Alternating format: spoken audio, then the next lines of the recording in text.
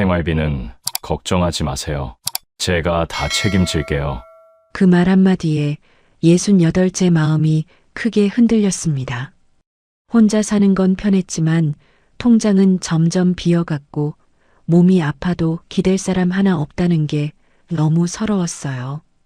그래서 저는 늦은 나이에 다시 재혼을 결심했습니다. 자식들은 반대했지만 이번만큼은 다를 거라고 믿고 싶었습니다. 처음 2달은 정말 괜찮은 줄 알았어요. 그런데 3달째 되던 날부터 그 집이 저한테는 숨도 못 쉬는 곳이 돼버렸습니다. 그 사람이 왜 그렇게 빨리 달라졌는지 그때 저는 정말 몰랐습니다. 대체 저는 뭘 믿고 그 집에 들어간 걸까요? 시작 전 구독과 좋아요로 함께 해주시고 어느 지역에서 듣고 계신지 댓글로 한 번씩만 남겨주세요. 그곳에 행복이 닿길 바라겠습니다. 커피가 반쯤 식어 있었습니다. 상태 씨가 그 말을 꺼낸 건 바로 그 무렵이었어요. 테이블 맞은편에 앉아서 제 손등 위에 자기 손을 살짝 얹더니 낮고 천천한 목소리로 말했습니다. 생활비는 신경 쓰지 않아도 된다고요. 자기가 다 감당할 수 있다고요. 목소리가 흔들리지 않았습니다. 크게 말한 것도 아니었는데 그 말이 카페 안에서 유독 선명하게 들렸어요. 저는 손을 빼지 않았습니다. 대답도 바로 하지 못했어요. 그냥 잠깐 테이블 위 나뭇결을 내려다봤습니다. 가슴 안에서 2가지가 동시에 움직이고 있었거든요. 이게 너무 이른 것 같다는 느낌 하나, 그리고 이 사람이 진심인 것 같다는 느낌 또 하나. 그 2가지가 한참 부딪히다가 결국 뒤쪽으로 무게가 기울었습니다. 그때 저한테는 그쪽을 믿고 싶은 이유가 너무 많았거든요. 제가 그의 68이었습니다. 이미 한 번 이혼을 겪었고 오랫동안 작은 반찬 가게에서 일을 해왔는데 사정이 생기면서 그 일마저 끊겼어요. 들어오는 돈이 한꺼번에 사라진 겁니다. 이후로 월세는 꼬박꼬박 나가는데 통장은 점점 바닥을 드러냈어요. 잔고를 확인할 때마다 숨이 조금씩 짧아지는 것 같았습니다. 손이 가는 걸 알면서도 은행 앱을 여는 습관이 생겼어요. 아마 숫자가 달라져 있기를 기대하는 거였겠죠.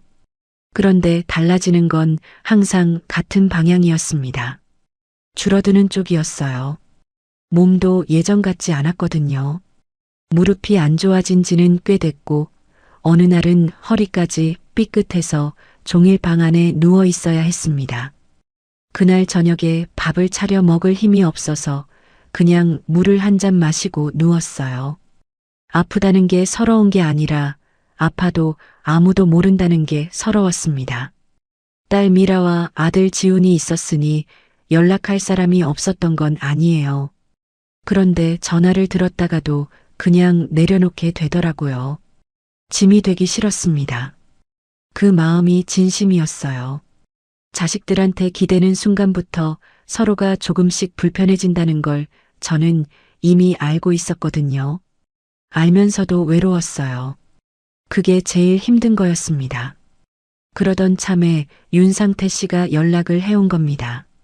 같은 동네 아파트 단지에서 오래전부터 아는 얼굴이었어요. 동대표 모임 같은 데서 몇 번 마주쳤고 경비실 앞에서 인사 정도 나누던 사이였습니다. 부인을 먼저 보내고 혼자 산 지 몇 해 됐다고 했어요. 처음엔 밥 한 번 같이 먹자는 식으로 가볍게 만났고 몇 번 차를 마시다 보니 어느 순간 이야기가 길어져 있었습니다. 말이 잘 통한다고 느끼는 사람이 있잖아요. 상대가 말을 마치기 전에 이미 무슨 말인지 알 것 같은 그런 사람이요. 그때 저한테 상태 씨가 그랬어요. 그래서 경계심이 먼저 녹아버렸습니다. 생각해보면 그게 문제였어요. 경계심이 녹으면 안 되는 자리가 있거든요. 그런데 저는 오래 혼자 있다 보니 누군가와 대화가 길어지는 것 자체가 반가웠던 것 같습니다. 그랬거든요. 딸 미라한테 이야기를 꺼낸 건 재혼을 거의 결심한 뒤였습니다. 미라는 전화로 바로 목소리가 높아졌어요. 엄마, 그 사람 얼마나 안다고요? 갑자기 무슨 재혼이에요? 아들 지우는 잠자코 듣다가 마지막에 한마디만 했습니다. 엄마, 나중에 후회하지 마요. 두 말 다 맞는 말이었어요. 그런데 저는 그 말들을 들으면서도 마음이 바뀌지 않았습니다. 자식들한테 짐이 되기 싫다는 마음, 혼자 아파도 기댈 사람 하나 없다는 그 서러움, 그리고 아직도 귓가에 남아 있는 그 목소리. 생활비는 걱정하지 말라고요. 그 말이 버팀목처럼 느껴졌습니다. 이상하죠? 그 말 한마디가 버팀목이 된다는 게요. 그런데 정말 그랬어요. 그렇게 저는 윤상태 씨의 아파트로 들어갔습니다. 처음 한 달은 괜찮았어요. 정말로요. 상태 씨는 약속대로 생활비를 챙겨줬습니다. 직접 봉투에 넣어 건네는 날도 있었고 통장으로 보내주는 날도 있었어요. 금액이 넉넉한 건 아니었지만 월세 걱정 없이 장을 볼 수 있다는 것만으로도 숨이 한결 트이는 것 같았습니다.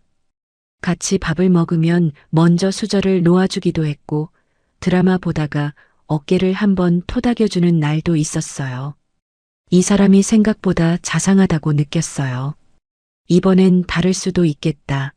조심스럽게 그런 생각을 하기 시작했습니다. 그 한 달이 제일 편안했어요. 지금 돌이켜보면 그때가 제일 위험했던 시간이기도 했는데 그건 나중에야 알았습니다. 두 달이 지나면서 아주 작은 것들이 달라지기 시작했습니다. 처음엔 너무 사소해서 기분 탓인가 싶었어요. 수건을 접어놓으면 나중에 다시 접혀 있었습니다. 냉장고 안반찬 통의 자리가 제가 둔 자리와 달라져 있었어요. 신발을 현관에 가지런히 뒀는데 각도가 맞지 않는다며 다시 정리하는 걸 봤습니다. 말로 직접 따지지는 않았어요. 한숨 한 번, 그리고 무표정하게 다시 정리하는 손길. 그게 전부였는데 그 침묵이 말보다 더 사람을 작게 만들더라고요. 내가 한 일이 매번 다시 덮어 씌워지는 느낌이었습니다. 내가 여기 있는데 내가 없는 것처럼 정리되는 그 느낌이요. 말로 설명하기가 어렵지만 그 집에서 살아본 사람은 알 거예요. 그래도 참았습니다. 오래 혼자 살던 사람이니 습관이 다를 수 있다고 생각했어요. 서로 맞춰가다 보면 나아질 거라고 믿었습니다. 그게 석 달이 됐습니다. 그날 저는 아파트 아래 상가마트에서 장을 봤습니다. 두부 한 모, 시금치 한 단, 콩나물 한 봉지, 계란 한 판. 많지도 않은 것들이었어요. 영수증을 손에 쥐고 마트를 나오는데 앞쪽 통로에 상가 주민 두어 명이 모여 이야기를 나누고 있었습니다. 그 옆에 윤상태 씨가 서 있었어요. 저를 보더니 손을 들었습니다. 반긴다는 뜻인 줄 알았어요. 그런데 그 다음이 달랐습니다. 상태 씨의 시선이 제 손에 들린 장바구니 위로 내려갔어요. 훑어보는 거였습니다. 잠깐이었는데 그 눈길이 이상하게 길게 느껴졌어요. 이게 다예요? 목소리가 낮지 않았습니다. 옆에 서 있던 상가 아주머니 두 분이 동시에 이쪽을 봤어요.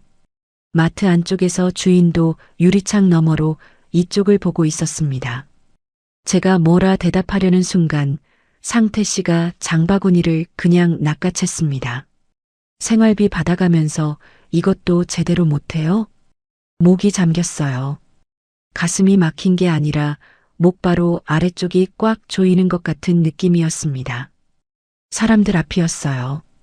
이 아파트 상가에서 매일 마주치는 얼굴들 앞에서 자기가 생활비를 건네준다는 사실을 굳이 소리 내어 꺼낸 겁니다. 제가 생활비를 받는 사람이라는 걸 그 자리에 있는 사람들 모두가 알게 됐어요. 뒤에서 아주머니들이 어색하게 시선을 돌리는 게 느껴졌습니다. 아무도 말을 안 했는데 그 침묵이 너무 무거웠어요. 저는 아무 말도 하지 않았습니다. 장바구니를 다시 건네받고 엘리베이터 쪽으로 걸어갔어요.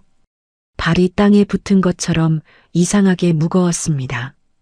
엘리베이터 문이 닫히고 층수 표시가 올라가는 동안 저는 그냥 한 곳만 바라봤어요.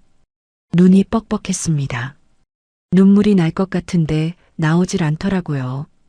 오히려 그게 더 이상했어요. 울 수도 없고 화낼 수도 없고 그냥 서 있는 것 말고 할 수 있는 게 없는 그 자리가요. 집에 들어와서 장바구니를 부엌에 내려놓고 한참 서 있었습니다. 손이 조금 떨렸어요. 두부를 꺼내 물에 담그면서 자꾸 그 자리가 떠올랐습니다. 사람들 앞에서, 그것도 매일 지나다니는 이 상가에서 생활비라는 말을 꺼내 면박을 줬다는 게 이해가 되질 않았어요. 화가 난다기보다는 기둥 하나가 쑥 빠지는 것 같은 느낌이었습니다. 그 말이 왜 그렇게 아팠냐 하면요. 그 말 안에 담긴 뜻이 너무 선명했거든요. 내가 이 집에서 생활비를 받는 사람이라는 것, 그러니 그에 맞는 역할을 해야 한다는 것, 그리고 그걸 우돈네 사람들이 다 알아야 한다는 것. 그 세 가지가 한 문장 안에 다 들어 있었어요. 그것도 아무렇지 않은 얼굴로요. 그날부터 제 행동이 달라지기 시작했습니다. 장을 보고 들어오면 영수증을 확인했어요. 뭘 샀는지, 얼마가 나갔는지를 손가락으로 짚어가며 물어봤습니다. 어느 날은 이건 왜 산 거예요? 다음엔 이 가게 왜 거기서 샀어요? 그 다음엔 이게 꼭 필요한 거예요. 하는 식으로 점점 범위가 넓어졌어요. 그리고 나가는 시간과 돌아오는 시간도 하나씩 확인하기 시작했습니다. 어디 갔다 왔어요? 왜 이렇게 늦었어요? 누구 만났어요? 말투가 차가운 게 아니었어요. 오히려 아주 평평했습니다. 감정도 없고 높낮이도 없는 그 목소리가 더 이상했어요. 화를 내면 맞받아라도 칠 텐데 그 목소리는 어디서 받아쳐야 할지를 모르게 만들거든요. 싸우는 것도 아니고 아무 일도 없는 것도 아닌 그 어중간한 상태가 저를 가장 지치게 했습니다. 그러면서 제 행동도 조금씩 달라졌어요. 박선자 언니한테 전화를 하려다가도 괜히 설명이 길어질 것 같아서 그냥 내려놓는 날이 생겼습니다. 미라한테서 연락이 와도 짧게 받고 끊었어요. 무언가 말하기 시작하면 결국 재혼 이야기로 돌아올 것 같았거든요. 자식들한테 내 말이 맞았다고 먼저 인정하는 게 싫었습니다. 그 마음이 솔직하게는 그랬어요. 집이 조금씩 낯설어지기 시작했습니다. 소파 위에 앉아 있어도 이게 제 자리가 맞나 싶은 느낌이 들었어요. 주방에 서 있어도 손님처럼 조심하게 됐습니다. 냉장고에 메모를 붙여뒀는데 분명히 제가 쓴 글씨인데도 왜인지 이 집 물건 같지 않은 거예요. 이상하죠. 그런데 그 이상한 느낌이 매일 조금씩 커졌습니다. 어느 오후 상태 씨가 외출하고 없는 사이에 저는 혼자 거실에 앉아 있었습니다. 텔레비전도 켜지 않았어요. 그냥 창문 밖을 바라봤습니다. 아파트 바깥으로 다른 동 창문들이 보이고 그 안에는 각자의 삶이 있겠지 하는 생각이 들었어요. 저 창문들 중에 이렇게 숨막히게 사는 사람이 또 있을까 싶기도 했습니다.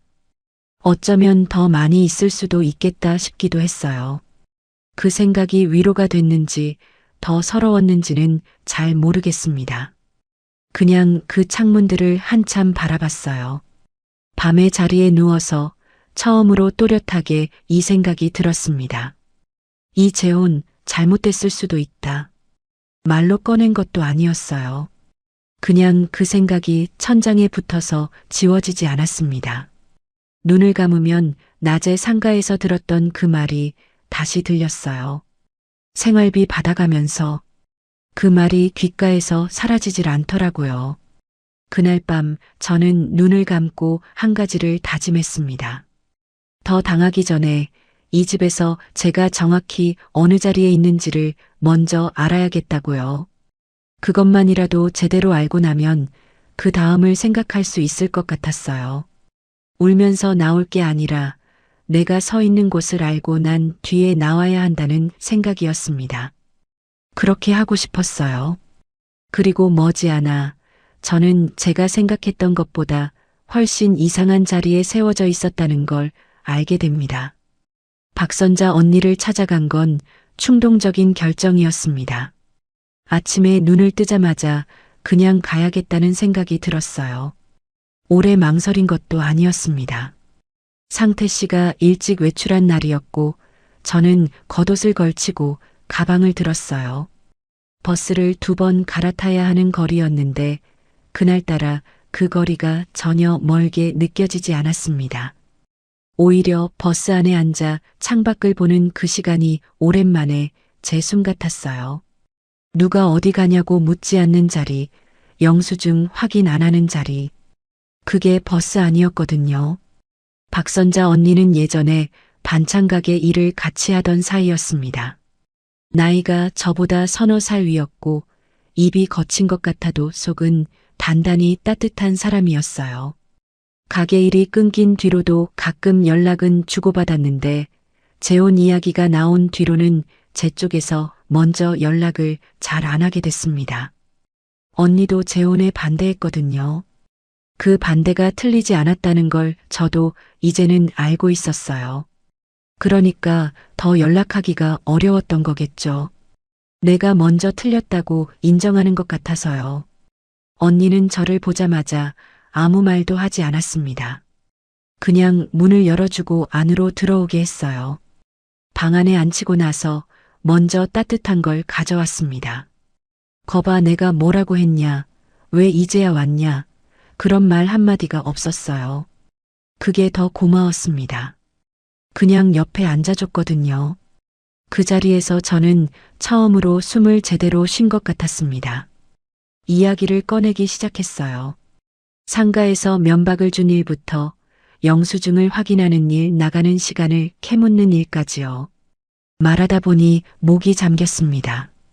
눈물은 안 나왔어요. 그냥 이야기가 목에 걸리는 것 같은 느낌이었어요. 한번 멈추고 차를 한 모금 마시고 다시 이어갔습니다. 언니는 끊지 않았어요. 그냥 다 들었습니다. 언니가 다 듣고 나서 잠깐 말이 없었습니다. 그러다가 뭔가 기억을 더듬는 표정을 짓더니 천천히 입을 열었어요. 정수가 그 사람 상가 관리 이야기 한 적 있어? 제가 고개를 들었습니다. 언니가 말했어요. 재혼 이야기가 나오기 전 상태 씨가 가게 앞에 잠깐 들른 적이 있었다고요.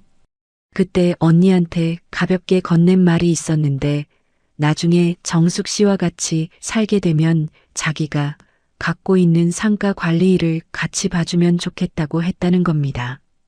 언니는 그때 별 생각 없이 들어 넘겼는데 지금 이 이야기를 들으니까 그 말이 다시 떠오른다고 했어요. 저는 잠깐 멈췄습니다. 그리고 저도 무언가 떠올리기 시작했어요. 재혼 준비를 하던 시기에 상태 씨가 종이 한 장을 써준 적이 있었습니다. 공식 서류는 아니었어요. 메모지에 볼펜으로 직접 쓴 거였는데 내용은 앞으로 상가 관련 서류 처리에 제가 함께 확인자로 들어가는 게 서로한테 편하다는 것이었어요. 그때 저는 대수롭지 않게 받아뒀습니다. 같이 사는 사람끼리 집 관련 서류에 이름 하나 올라가는 게 이상한 일은 아니잖아요. 그래서 그냥 흘려봤던 거예요. 깊이 읽지 않았습니다.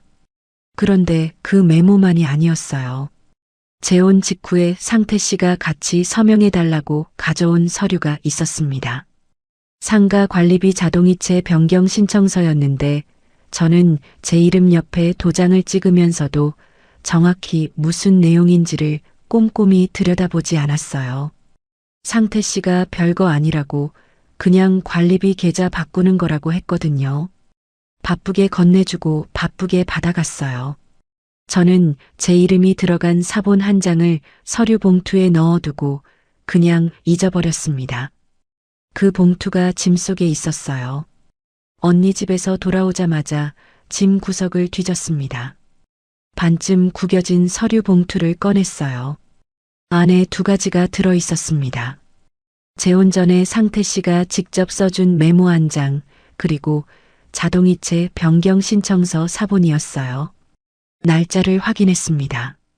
재혼 직후, 아직 그 집이 낯설던 첫 주에 서명한 서류였어요. 봉투를 손에 쥐고 앉아 있는데 손이 조금 떨렸습니다.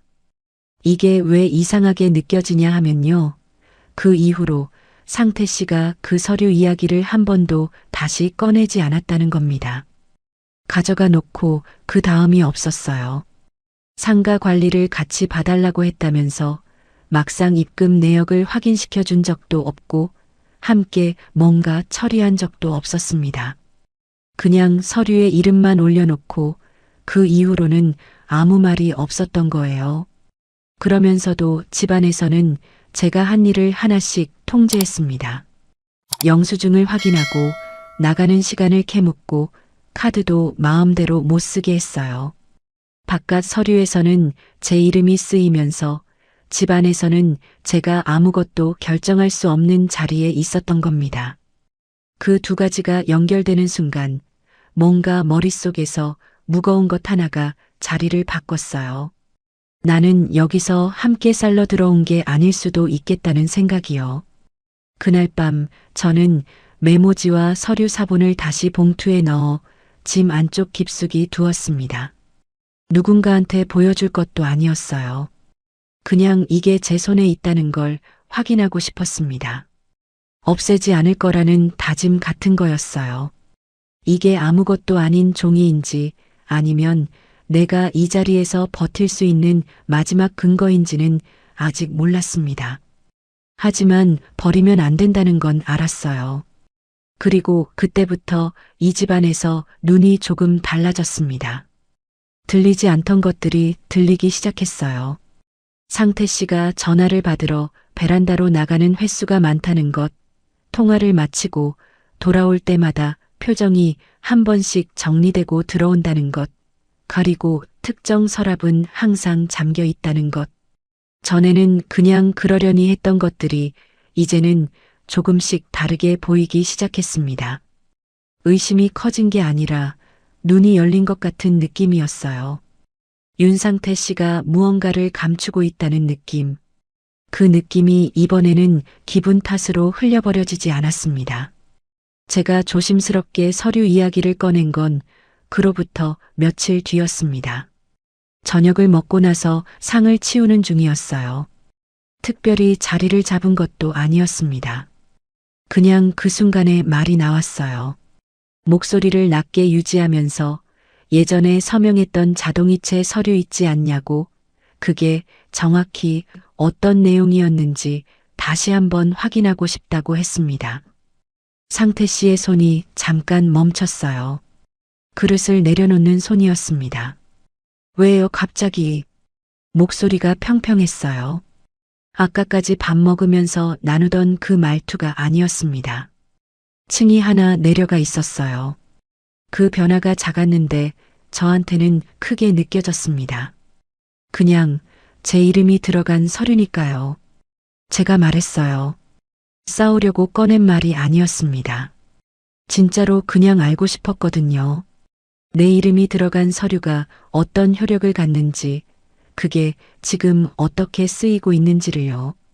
상태 씨가 행주를 개수대에 내려놓고 돌아봤습니다. 정숙 씨, 별로 중요한 서류 아니에요. 그리고 그런 거 일일이 신경 쓸 필요 없어요. 내가 알아서 해요. 목소리는 여전히 낮았는데 끝 어미가 조금 단단해졌습니다. 선을 긋는 말투였어요. 더 물어보지 말라는 의미라는 걸 저도 알아챘습니다. 그래서 더 말하지 않았어요. 억울하지 않았다면 거짓말이지만 그 자리에서 계속 밀어붙이는 게 옳다는 생각은 들지 않았습니다.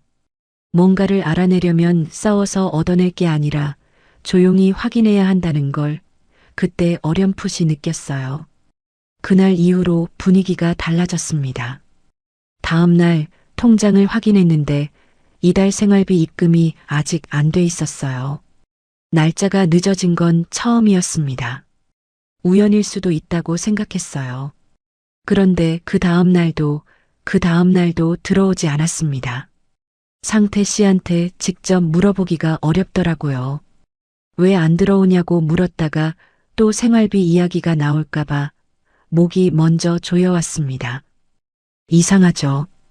받아야 할 돈인데 그걸 달라는 말을 꺼내기가 이렇게 어려웠어요. 이 집에서 제 자리가 그랬습니다. 당연한 걸 당연하다고 말할 수 없는 자리였어요. 그리고 냉장고에 붙여뒀던 카드 메모가 없어졌습니다. 카드 비밀번호를 적어둔 메모지였어요. 냉장고 옆면에 테이프로 붙여뒀는데 어느 날 보니 흔적도 없이 사라졌더라고요. 상태 씨가 뗀 건지 아니면 제가 치웠는데 기억을 못하는 건지 확신이 없었어요. 확인하기 위해 카드를 써봤더니 비밀번호가 바뀌어 있었습니다. 손이 차가워지는 느낌이었어요. 서늘한 느낌이 손끝에서 팔 위로 올라왔습니다. 카드 비밀번호를 바꿔놓고 아무 말도 하지 않은 겁니다. 생활비 입금은 늦어지고 있고 서류 이야기를 꺼냈더니 선을 그었고 이제 카드까지요.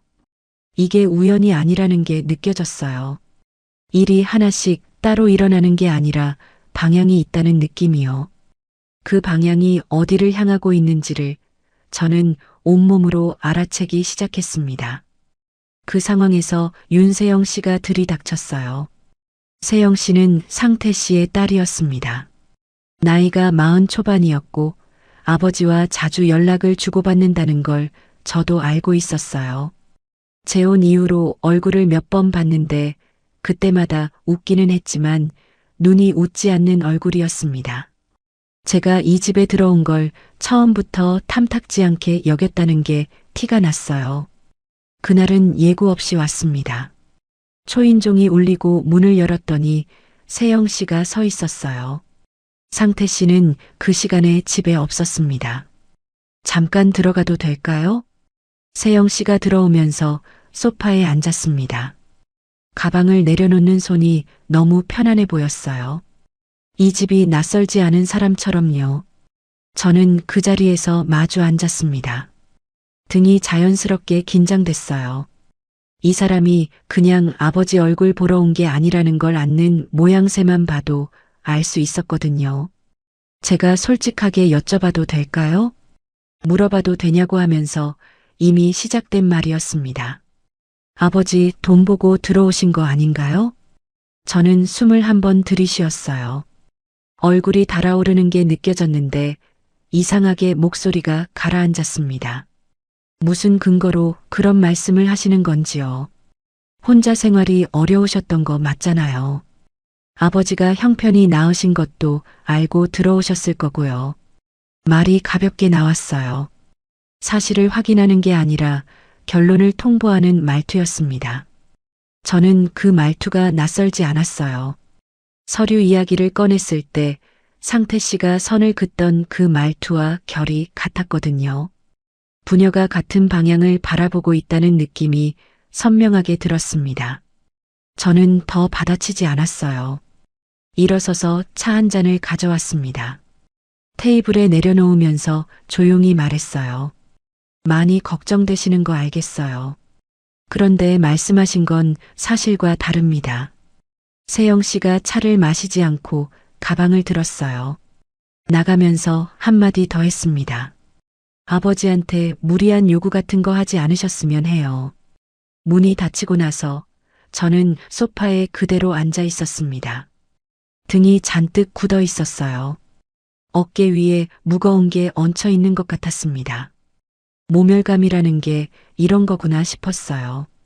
크게 욕을 들은 것도 아닌데 예의 있는 말투로 가장 낮은 곳에 세워진 느낌이었거든요. 돈 보고 들어온 사람. 그 말이 이 집안에서 저를 설명하는 단어가 됐다는 게 느껴졌습니다. 반박할 수도 없었어요.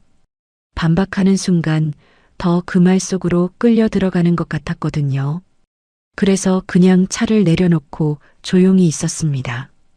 그런데 그날 저녁 예상하지 못했던 일이 하나 더 생겼습니다. 저녁이 다 된 시간에 상태 씨가 돌아왔어요. 현관에서 신발을 벗으면서 전화를 받았는데 세영 씨한테서 온 전화였습니다. 상태 씨가 안방으로 들어가지 않고 베란다 쪽으로 걸어가면서 말했어요. 목소리를 낮춘다고 낮췄는데 베란다 문이 완전히 닫히지 않은 채로 당겨진 거였습니다. 저는 부엌에서 상을 차리고 있었어요. 의도한 게 아니었습니다. 그냥 그 자리에 있었는데 베란다 쪽에서 말소리가 흘러들어왔어요. 그 서류만 마무리되면 정리는 어렵지 않아. 뒷말이 더 이어졌는데 들리지 않았습니다. 저는 손에 들고 있던 반찬 그릇을 소리 없이 내려놓았어요. 심장이 아주 느리게 한번 쿵 했습니다. 그 서류만 마무리되면 정리는 어렵지 않아. 그 두 문장이 머릿속에서 차례로 펼쳐졌습니다. 서류, 정리. 그 말들이 각각 따로 떠돌다가 어느 순간 하나의 방향으로 붙어 섰어요. 상태 씨가 마무리하려는 서류는 제 이름이 들어가 있는 그 서류였고 그 서류가 마무리되고 나면 정리하려는 것은 저였습니다. 가슴이 찬물에 잠기는 것 같았어요. 막 끓여낸 국 앞에서 손끝이 식었습니다. 이 결혼이 단순한 외로움의 결합이 아니었다는 걸 그때 저는 확신했어요. 저를 데려온 건 함께 살기 위한 게 아니었습니다. 서류 하나를 마무리하는데 필요한 이름 하나를 얻기 위한 거였어요. 생활비 걱정 말라던 그 말도 자상하게 굴던 첫 한 달도 전부 그 이름을 얻기 위한 과정이었을 수 있다는 생각이 들었습니다. 68살에 저는 이용당하고 있었습니다. 그날 밤 상이 차려지고 나서 두 사람은 아무 말 없이 밥을 먹었습니다. 상태 씨는 아무것도 모르는 얼굴이었어요. 숟가락을 놓는 손도 조용했고 텔레비전을 켜는 손도 아무 일 없는 것처럼 자연스러웠습니다. 저는 그 얼굴을 바라보다가 눈을 내렸어요. 이제부터는 달라야 한다는 걸 알았습니다. 당하고 있으면 안 된다는 게 아니라 제가 서 있는 자리를 먼저 제대로 알아야 한다는 쪽이었어요. 그러려면 그 서류가 정확히 어떤 효력을 갖고 있는지, 제 이름이 거기서 어떤 자리를 차지하고 있는지를 알아야 했습니다. 울면서 나올 게 아니라 알고 난 뒤에 움직여야 했어요. 그날 밤 잠자리에 들기 전에 저는 조용히 가방 안을 확인했습니다. 봉투가 그대로 있었어요. 메모지 한 장, 서류 사본 한 장. 구겨지지 않게 손으로 한번 편 다음에 다시 넣어뒀습니다. 윤상태 씨가 서류를 마무리하려는 그 전에 제가 먼저 그 서류의 의미를 알아내야 했어요. 그 봉투 한 장이 그때 제한테는 가진 전부였습니다. 관리사무소를 찾아간 건 상태 씨가 사흘 연속 외출한 날이었습니다. 아침에 일어나 보니 집에 없었어요. 간단히 메모만 남겨뒀더라고요. 늦는다고요. 저는 그 메모를 읽고 나서 잠깐 서 있었습니다. 그리고 가방을 들었어요. 이런 날을 기다린 건 아니었는데 막상 혼자 있는 시간이 생기니까 몸이 먼저 움직였습니다. 머리로 결정한 게 아니었어요. 그냥 지금 가야 한다는 게 느껴졌거든요. 박선자 언니한테 먼저 전화를 했습니다. 상가 관리비 서류에 대해 알아볼 수 있는 방법이 있겠냐고요. 언니는 잠깐 생각하더니 아파트 관리사무소에 가면 공동 확인자 기록은 본인이 직접 열람 요청할 수 있다고 했어요. 해본 적은 없지만 아마 될 거라고요. 그 말 한마디가 저한테는 충분했습니다. 관리사무소 창구에 앉아서 담당자한테 말했어요. 제 이름이 들어간 관리비 관련 서류의 확인자 등록 여부를 열람하고 싶다고요. 담당자가 잠깐 컴퓨터를 확인하더니 이름을 한 번 더 물어봤습니다. 제가 다시 말했어요. 담당자의 표정이 조금 달라졌습니다. 뭔가 있다는 표정이었어요. 잠시 후에 출력된 종이 한 장을 받았습니다. 거기에 제 이름이 있었어요. 윤상태 씨 명의의 상가 두 곳에 대한 관리비 자동이체 변경 신청서였는데 공동 확인자란에 제 이름과 날짜가 올라가 있었습니다. 재혼 직후 첫 주에 제가 도장을 찍었던 그 서류였어요. 담당자가 설명해 줬어요. 이 서류가 효력을 유지하는 동안 해당 상가의 임대 관련 계좌 변경이나 수익 정산 처리에 공동 확인자의 동의가 필요하다고요. 그러니까 상태 씨가 그 상가 수익을 정리하거나 계좌를 바꾸려면 제 서명이 있어야 한다는 뜻이었습니다. 저는 그 종이를 손에 쥔 채로 한동안 말을 못했어요. 그제야 전부 연결됐습니다. 상태 씨가 처음부터 원했던 건 함께 사는 사람이 아니었어요. 임대 수익을 정리하는 데 필요한 공동 확인자의 이름 하나였습니다. 재혼 전에 메모를 써주고 재혼 직후에 서류에 도장을 찍게 하고 그 다음부터는 제가 아무것도 모르는 채로 집 안에 있어주기만 하면 됐던 거예요.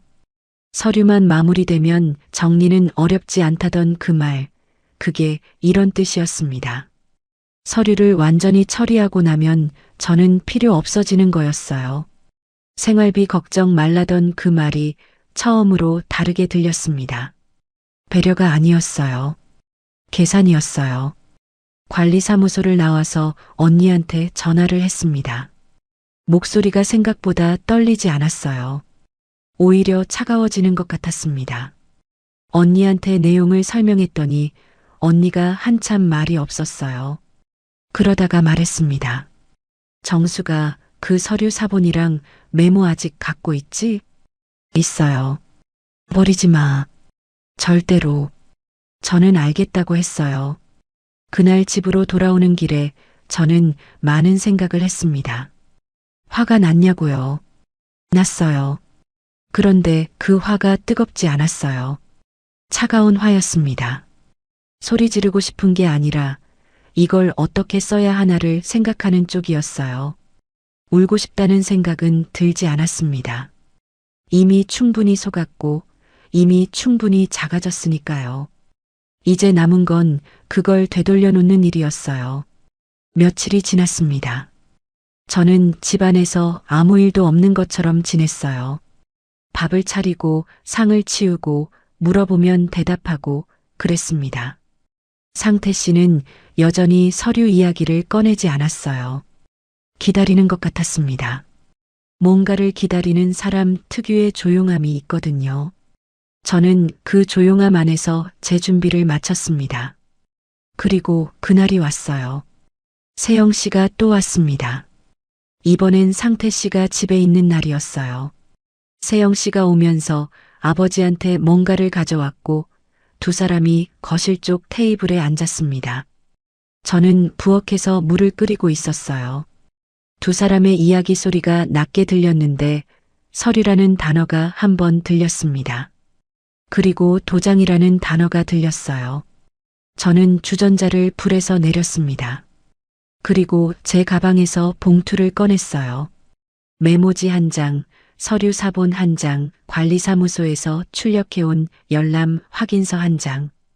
그 세 가지를 손에 들고 거실로 나왔습니다. 상태 씨와 세영 씨가 동시에 저를 봤어요. 저는 테이블 옆에 서서 종이들을 천천히 내려놓았습니다. 서두르지 않았어요. 손이 떨리지 않았습니다. 이상하게도 그 순간만큼은 몸이 아주 조용했어요. 상태 씨, 여쭤볼 게 있어요. 목소리를 낮게 유지했습니다. 생활비 준다고 사람을 데려와 놓고 뒤로는 제 이름부터 지우려 하셨던 거예요? 상태 씨가 아무 말도 하지 않았어요. 저는 계속했습니다. 관리사무소에서 확인한 내용을 말했어요. 제 이름이 공동 확인자로 올라가 있다는 것, 그 서류의 효력이 아직 살아있다는 것, 그리고 그 서류가 마무리되기 전에는 상태 씨가 임대 수익 정산을 단독으로 처리할 수 없다는 것을요. 감정을 씻지 않고 말했습니다. 사실만 말했어요. 세영 씨가 먼저 입을 열었습니다. 그게 무슨 말씀이에요? 아버지가 그 서류 때문에 재혼을 했다는 거예요? 세영 씨의 목소리가 이번엔 저한테 향하지 않았어요. 아버지 쪽으로 향해 있었습니다. 저도 그게 느껴졌어요. 세영 씨도 몰랐던 겁니다. 아버지가 그런 계산으로 이 재혼을 진행했다는 걸 딸도 몰랐던 거예요. 상태 씨의 얼굴이 달라졌습니다. 말문이 막혔어요. 뭔가 꺼내려는 것 같았는데 시작이 되지 않았습니다. 입이 열렸다 닫혔어요. 처음 보는 얼굴이었습니다. 그동안 항상 평평하고 조용하던 그 얼굴이 처음으로 무너지는 것 같았어요. 저는 그 얼굴을 바라보다가 말했습니다. 저는 이 집에서 나갈 거예요. 그런데 나가기 전에 이 서류에 대한 처리는 제대로 정리해야 합니다. 제 이름이 들어간 서류니까요. 그날 공개 망신을 당한 쪽은 윤상태 씨였습니다. 상가에서 저한테 생활비 이야기를 꺼냈을 때 사람들 앞에서 제가 작아졌던 것처럼 그날은 자기 딸 앞에서 상태 씨가 작아졌어요. 저는 소리를 지르지 않았습니다. 욕도 하지 않았어요. 그냥 종이 3장을 테이블 위에 내려놓고 사실을 말했을 뿐이에요. 그게 전부였는데 그게 충분했습니다. 세영 씨가 아버지한테 뭔가를 낮게 말하는 소리가 들렸어요. 저는 다시 부엌으로 들어갔습니다. 더 있을 이유가 없었거든요. 할 말은 다 했고 들어야 할 것도 다 들었어요. 그날 저녁 저는 처음으로 이 집에서 등이 펴지는 것 같았습니다. 오랜만이었어요. 짐을 싸는데 오래 걸리지 않았습니다. 들어올 때도 많이 갖고 오지 않았거든요. 옷 몇 벌, 이불 하나, 그리고 그 서류 봉투. 그게 전부였어요. 짐을 꾸리면서 이상하게 홀가분했습니다. 무거워야 할 것 같은데 가방이 가볍다는 게 서럽지 않았어요. 오히려 이게 맞는 무게 같았습니다. 처음부터 제 것이 아니었던 공간을 나오는 거니까요. 상태 씨가 그날 밤 말을 걸어왔어요. 달래는 말투였습니다. 오해가 있었다고 했어요. 서류 처리는 그냥 행정적인 문제였다고 같이 사는 사람 이름을 올리는 게 이상한 일은 아니라고요. 목소리에 그동안 없던 뭔가가 섞여 있었습니다. 조급함이었어요. 저는 짐을 계속 쌌습니다. 상태 씨, 저한테 오해가 생긴 게 아니에요. 제가 확인한 겁니다. 그게 제가 그날 밤 한마지막 말이었어요. 더 설명하지 않았습니다. 설명을 길게 할수록 이 대화가 길어지고 길어지면 또 제가 흔들릴 것 같았거든요. 그 흔들림이 두려운 게 아니라 그냥 이제 더 이상 흔들리고 싶지 않았습니다. 다음 날 아침에 그 집을 나왔어요. 현관문이 닫히는 소리가 났습니다. 뒤를 돌아보지 않았어요. 엘리베이터를 타고 내려오면서 아파트 층수가 줄어드는 걸 봤어요. 로비로 나오는데 바깥 공기가 들어왔습니다. 서늘했어요. 그런데 숨이 트였습니다. 오랜만에 제 폐로 숨을 쉬는 것 같았어요. 버스 정류장 쪽으로 걸어가면서 전화가 왔습니다. 딸 미라였어요. 엄마 나왔어요? 미라가 알고 있었습니다. 언니한테 연락이 갔던 모양이었어요. 박선자 언니가 미라한테 따로 연락을 해뒀던 거였습니다. 저는 응 하고 짧게 대답했어요. 지금 어디예요? 버스 타러 가고 있어. 어디로 가요? 저는 잠깐 멈췄어요. 어디로 가야 하나 그 생각을 막상 나오고 나서야 했습니다. 이상하죠. 나오겠다는 결심은 했는데 어디로 갈지는 생각을 못했어요. 그런데 이상하게 그게 무섭지 않았습니다. 오히려 이 막막함이 예전 막막함이랑 달랐어요. 예전 막막함은 통장이 비어가는 막막함이었고 지금 막막함은 아직 아무것도 정해지지 않은 막막함이었거든요. 그 차이가 꽤 컸습니다. 일단 언니 집으로 가려고. 내가 데리러 갈게요. 미라가 말했어요. 목소리가 예전이랑 달랐습니다. 엄마 재혼 이야기 꺼낼 때 목소리 높이던 그 미라가 아니었어요. 그냥 오겠다고 했습니다. 군말 없이요. 저는 그 말에 목이 잠겼어요. 아까 상태 씨 집에서는 눈물이 안 났는데 딸한테 일단 언니 집으로 가겠다고 하는 이 짧은 말에서 눈물이 날 것 같았습니다. 참았어요. 버스 정류장 의자에 앉아서 눈을 한번 깜빡이고 하늘을 봤습니다. 흐린 날이었는데 밝았어요. 아들 지훈도 그날 저녁에 연락이 왔습니다. 엄마, 잘 나왔어요. 그게 전부였어요. 더 이상 아무 말도 안 했습니다. 잘 나왔다는 말 세 글자가 나중에 후회하지 말라는 말보다 훨씬 따뜻하더라고요. 잘 나왔다는 건 이제부터 잘 될 거라는 말 같기도 했거든요. 박선자 언니 집에 며칠 있으면서 다음을 생각했습니다. 서류 문제는 언니가 아는 사람을 통해 법적으로 정리하는 방향을 알아봤어요. 공동 확인자에서 제 이름을 빼는 절차가 필요했는데 상태 씨 쪽에서 그 처리를 먼저 요청해 왔습니다. 저는 조건을 달았어요. 단 하나였습니다. 재혼 기간 동안 들어왔어야 할 생활비 중 미지급된 금액을 정산해 달라는 거였어요. 많은 돈이 아니었습니다. 그런데 그 돈이 중요한 게 아니었어요. 이 관계에서 제가 받아야 할 걸 제대로 받고 나간다는 게 중요했습니다. 구걸이 아니라 정산이었거든요. 그 차이가 저한테는 컸어요. 상태 씨 쪽에서 며칠 뒤 정산을 했습니다. 서류 처리도 끝났어요. 저는 그 확인서를 받아들고 그제야 그 집과 완전히 끝났다는 게 실감 났습니다. 그 다음 달부터 반찬 납품 일을 다시 시작했어요. 박선자 언니가 연결해 준 곳이었습니다. 근처 작은 반찬 가게에 몇 가지 품목을 납품하는 일이었어요. 하루 종일 하는 게 아니라 오전에 준비해서 점심 전에 납품하는 시기였는데 그게 저한테 맞았습니다. 무릎이 안 좋아서 오래 서 있기 힘든 날도 있었거든요. 그래도 했어요. 아프면 천천히 하면 되고 힘들면 조금 줄이면 됐습니다. 제 몸에 맞춰서 제가 조정할 수 있는 일이라는 게 생각보다 훨씬 소중한 거였어요. 들어오는 돈이 넉넉하진 않았습니다. 상태 씨가 주던 생활비보다 분명히 적었어요. 그런데 이상하게 덜 불안했습니다. 통장 잔고를 확인할 때 예전처럼 숨이 짧아지는 느낌이 없었어요.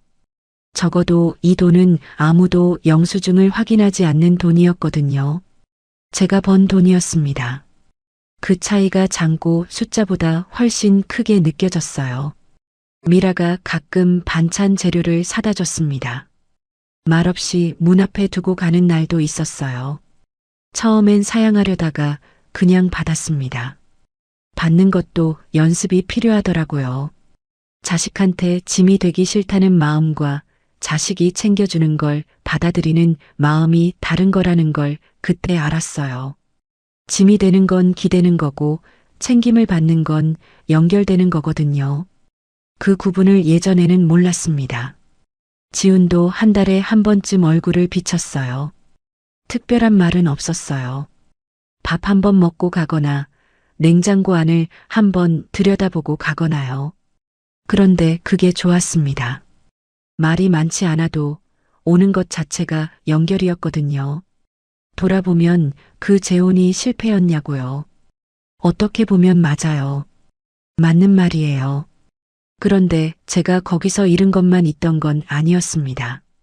제가 얼마나 외로움 앞에서 쉽게 흔들리는 사람인지를 알았어요. 그리고 흔들린다고 해서 무너지는 건 아니라는 것도요.